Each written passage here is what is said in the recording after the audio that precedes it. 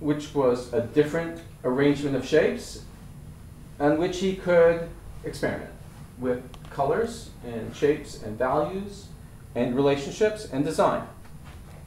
And this is from the same series. I have a whole book of them. But you can see that a great deal of Diebenkorn's work was basically trying to find different color compositions that are landscapes. They're all landscapes. These are all the Ocean Park series. They're all pictures of the town where he lived in California, Ocean Park. And you see some of them were real pictures of the subjects. I don't know how many of you are familiar with Diebenkorn's work. Diebenkorn was peculiar in that he did figurative painting, then abstract painting, then figurative painting. Not too many people went back and forth twice. Actually, I think it was abstract, figurative, abstract, figurative. Maybe abstract, figurative, abstract, I don't know, whatever. Okay, so I promised to give some useful information. That was a rash thing.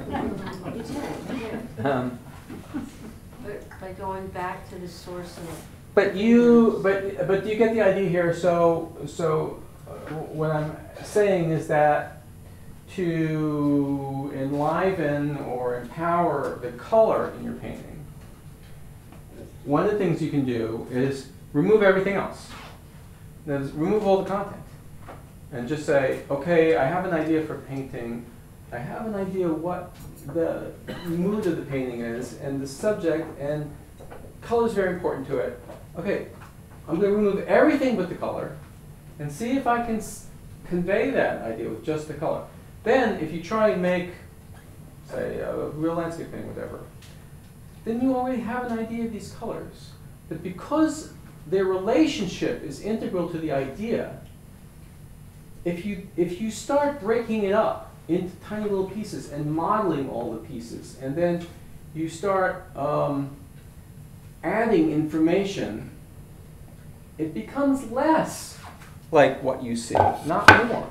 Because your brain, when it sees something, if you're an artist like me and you're inspired by something, that moment of inspiration would think, oh man, that is a picture, I'd like to make a painting like that. That instant, your brain has registered a tiny amount of information, maybe 3 or 4 colors and a few shapes. But if you stand there and look at it for 3 hours while you paint it, your brain is collecting more and more information, and that is weakening and weakening the idea more and more. Do you see what I'm saying? Yeah. Which is why, and I don't know if other people have this, but I have this experience all the time. When I go on a trip, when I go on vacation, even if it's someplace spectacular, which it often is, I've worked in East Africa, a spectacular landscape, I never take the camera. Because if I take a photograph of something, get home and then look at the photograph, I go, well, this doesn't look like anything. What did I think was so beautiful? Why? Because it's registers a lot of information, but it's not a coordinated and organized idea of the subject, which is what you register when you're there. This is not to say that a camera isn't a useful tool for painting. I do use the camera for painting. I do sometimes take pictures of a subject that I'm working on. It's never what I start with. I usually, I might do a whole little color painting of the subject and a drawing. Then I might take photographs. It does, even photorealists do this. Very few photorealists, even in the 60s, just used a single photograph as their source. The photograph would help them with drawing, maybe, or something like that. But the challenge, in other words, is to have a simpler idea of the subject, not to have a more complicated idea. That's the thing which is helpful to painters. And if you look closely at a Vermeer, say, really look at a Vermeer, it's astonishing how little information there is. All these areas, flat areas with nothing in them. Areas of blue or gray, or just, and then there'll be some details, some information, but it's not the amount of information. The surprise to people like Vermeer when they saw something projected through a lens. First of all, a camera score, if you've ever, I built a camera score in my studio when I was a young painter. One of the things that's astonishing when you first look at it is how simple it is. When you see it projected on a wall, the thing you thought was very complicated has suddenly become very simple. That was one of the surprises. It turns out there are these big blank areas and stuff that we see. But if you look around, you move around, your eyes are each taking 200 photographs a second, 200 frames a second. That's 400 frames a second of experience that you're collecting in your mind. You do that for 4 hours, you can imagine, that's a lot of information. It's not helpful. The thing which is helpful is, can you clarify it? Can you simplify it? Can you make it into ideas? If you can make it into ideas which are easy enough for you to remember, then the chances are that your painting will speak that much more clearly. Right? Does that make sense? Right?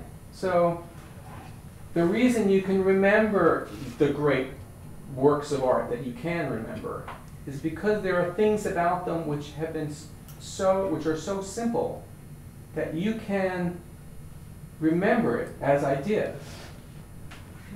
You've all seen spectacular paintings by brilliant technicians with tons of information in them, and you can't remember them, right? Can anybody describe to me a Thomas Kincaid painting? You can't. Thomas Kincaid, the painter of light. You've heard of Thomas Kincaid, right? The painter of light. I always call him the painter of lights because his paintings have as many lights as you could put in a painting. They have the sun setting, but also a fire in the fireplace inside the house, and also all the street lights, and also candles, and also shining eye. I mean, as many lights as he could put in. But they're not memorable because it's just a lot of stuff. See what I'm saying? Okay, I want to make sure I have time to actually show you how to do something. So, okay, so these are very important ideas to an artist. Is what is it that you communicate? There are kids' pictures in here. There's a scene in a movie called 6 Degrees of Separation. Has anybody seen that? There's a scene in it where he's talking to a teacher, kindergarten teacher, I think, or first grade maybe. And she has children's paintings all over her room. And he goes, they're all masterpieces. She says, how is it that you teach them how to make masterpieces? And she says, they're masterpieces because I know when to take it away from them. That was a terrible lie.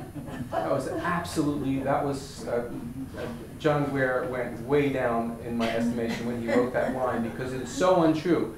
Every child knows when the picture is done. It's the teacher who has no idea when it's done. Yeah. And the reason is that the ideas are still simple enough in their mind and that they can make a few decisions about color and design, and they can communicate. It gets harder as you get older, is you're trying to do many things at once, and like I say, trying to solve too many problems at once, and it becomes very complicated. The more complicated something is, the harder it is for all of these decisions to be good. If you give kids black paper and white paper, I used to do this in class all the time, and tell them to cut out shapes and paste them together, they can all make a painting. They can all make really pretty good pictures because you haven't given them an unlimited number of choices. You've only given them a couple choices. So that's what we're going to do. So I'm going to try and show you how to do this, which is a really bad idea. Probably end up doing something that you'll go like, oh, okay, he really doesn't know what he's doing. But so let's say I have an idea.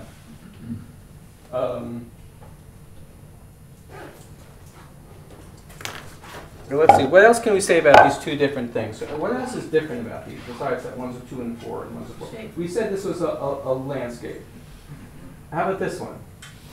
you're making. Light bulb, seascape. It could be a seascape, right?